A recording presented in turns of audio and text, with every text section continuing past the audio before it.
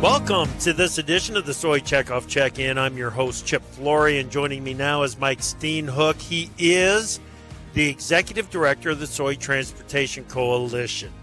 Mike, welcome to the Soy Checkoff Check-In. Hey, it's good to be with you, Chip. Thanks for having me. All right.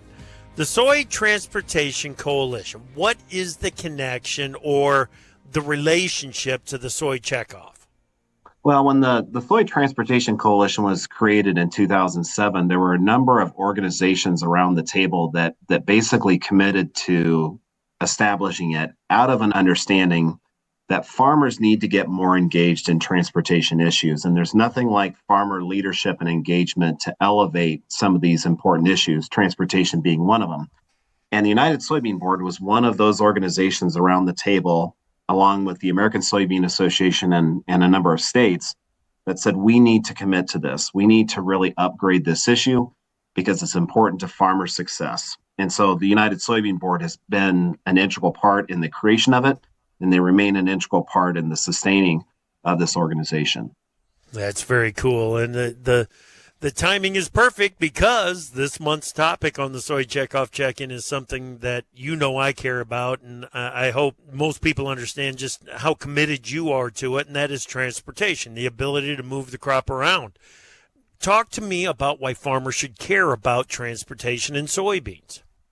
Yeah, when a customer, whether it's domestic or overseas, they purchase U.S. soybeans or products derived from them, obviously, price is one of the key determining factors as to whether or not that sale occurs.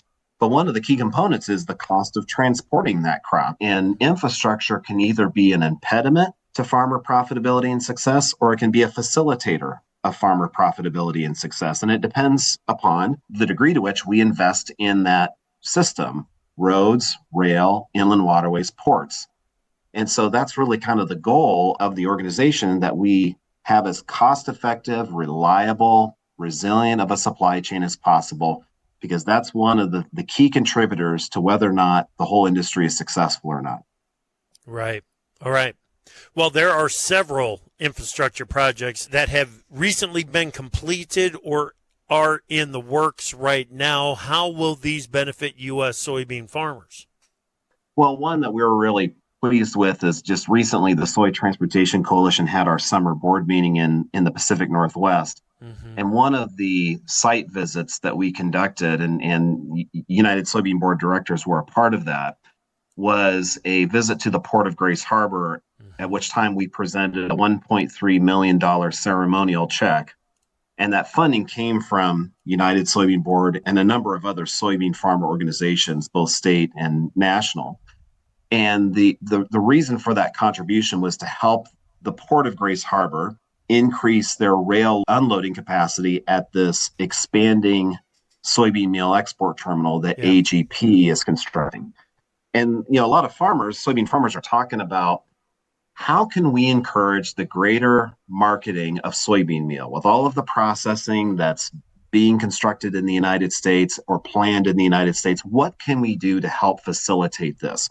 Well, this is arguably the most immediate and concrete way that farmers are able to lean into this question and actually do something about it.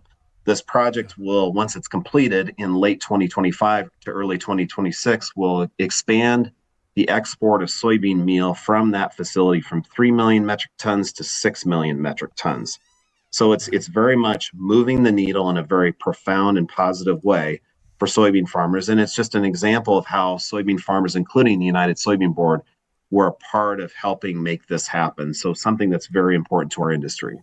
Well, and it's important to the people of Aberdeen, Washington, important to the people in Aberdeen, South Dakota. I mean, it covers a lot of ground as far as how it's going to make a difference for people. Mike, it's fantastic.